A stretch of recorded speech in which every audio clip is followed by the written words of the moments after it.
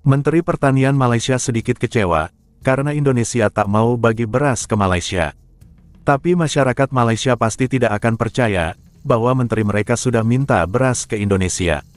Karena mereka taunya ada beras, bahkan sampai berani hina Menteri Pertanian kita dengan perkataan bodoh. Ini urusan internal Menteri Malaysia hanya ingin yang terbaik buat rakyatnya, tak perlu tahu Menteri Malaysia sibuk kesana kemari minta beras, yang penting rakyat Malaysia makan.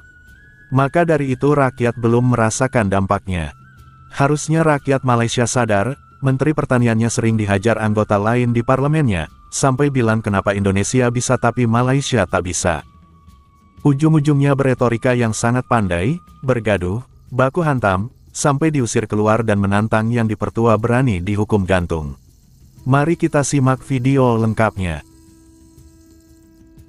Menteri Pertanian Andi Amran Sulaiman menolak permintaan pemerintah Malaysia untuk mengimpor beras dari Indonesia. Amran mengatakan permintaan itu disampaikan Menteri Pertanian dan Keterjaminan Makanan Malaysia yang terhormat Datuk Seri Haji Muhammad bin Sabu. Amran mengatakan belum bisa mengabulkan permohonan tersebut karena Indonesia akan menjaga stok di dalam negeri terlebih dahulu. Kami berusaha membantu dan kita akan cuba tingkatkan dari tahun ke tahun. Yang Berhormat Senator Hussein Ismail. Terima kasih. Tan Sri yang di-Pertua, saya sebenarnya rasa gontar sikit nak tanya ni, sebab garang cara menteri menjawab. Pulang paku buah keras. Saya fikir jangan underrate lah kalau kita senator nak bertanya. Sebab persoalan ni kita bicara tentang isu negara. Saya cuma nak ambil celahan sedikit walaupun habis waktunya ni, ialah isu research. Tadi bila dah Abang Mat sebut, Abang Mat, kita nak tanam tempat kita tak boleh, kita nak tempat orang. Memang saya pernah mencadangkan supaya kenapa kita tak explore di tempat lain. Tetapi dengan pemerkasaan research yang kita peruntukkan untuk pertanian yang saya lihat kecil, kalau tak silap saya 60 juta. Saya dipahamkan diminta sekitar 300 juta. Research ini akan mampu membuat inovasi baru. Itulah sebabnya Indonesia mampu tanam kerma.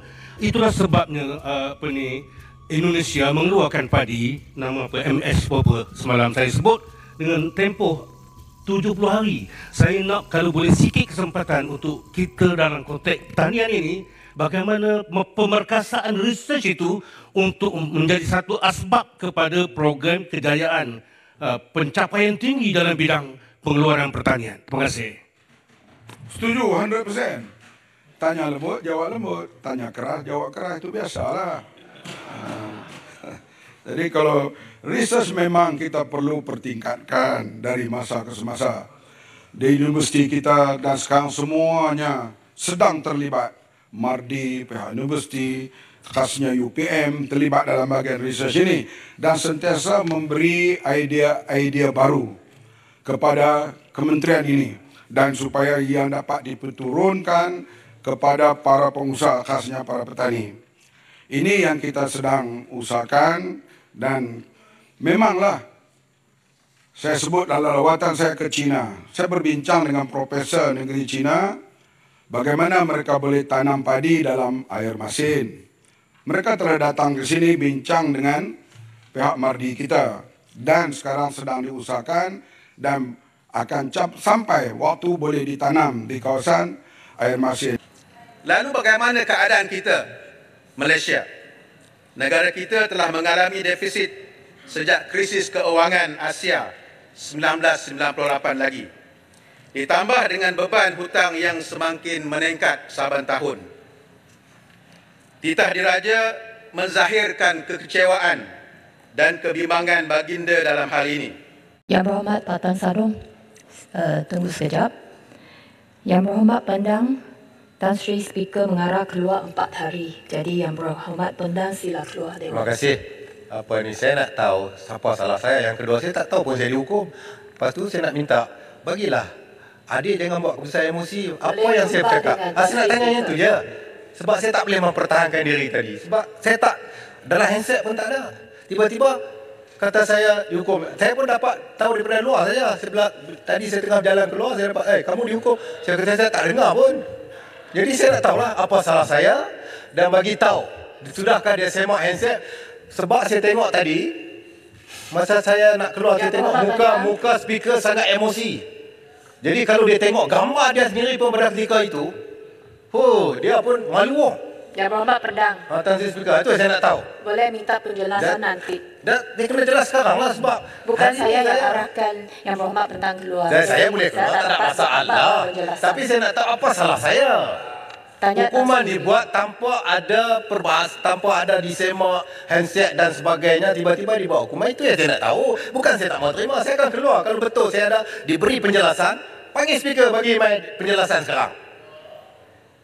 Speaker akan masuk sekejap lagi. Siapa saya tunggu sampai dia masuk, baru saya keluar.